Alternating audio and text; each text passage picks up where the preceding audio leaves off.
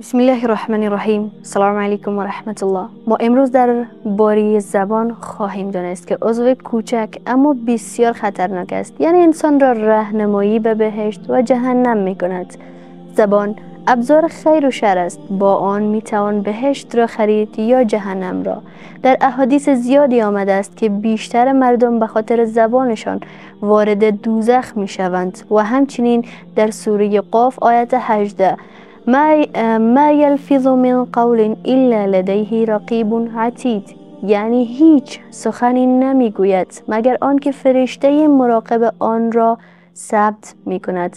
و در سوره حجرات می فرماید الله متعال آیت 11 الی 12 نهی از تمسخر، غیبت، بدگمانی و تجسس. همچنین در سوره نور آیت 15 درباره تهمت و بخش شایعه که گناه بزرگی است صحبت می کند و پیامبر صلی الله علیه و سلم فرمودند کسی که به خدا و روز قیامت ایمان دارد سخن نیک بگوید یا خاموش باشد. حدیث صحیح بخاری. پس ما از این حدیث می آموزیم که سکوت بهتر است برای انسان تا حرف درست نزدن.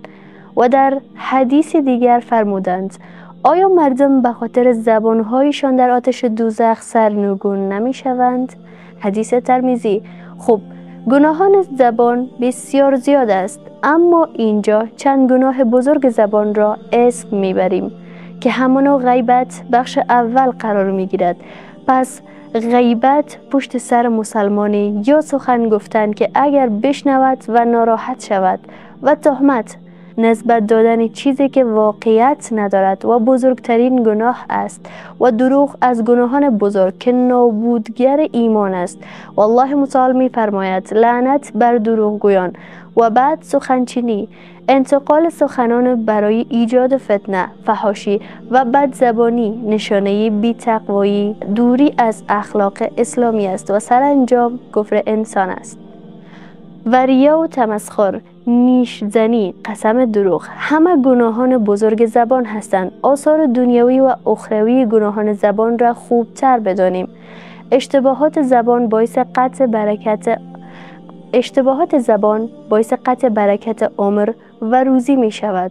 فساد در روابط خانوادگی و اجتماعی به بار می آورد. محرومیت از دعای فرشتگان، عذاب قبر و جهنم در آخرت را برای ما ضمانت می کند. خوب است بدانیم پس چگونه زبان را کنترل کنیم تا نجات بیابیم.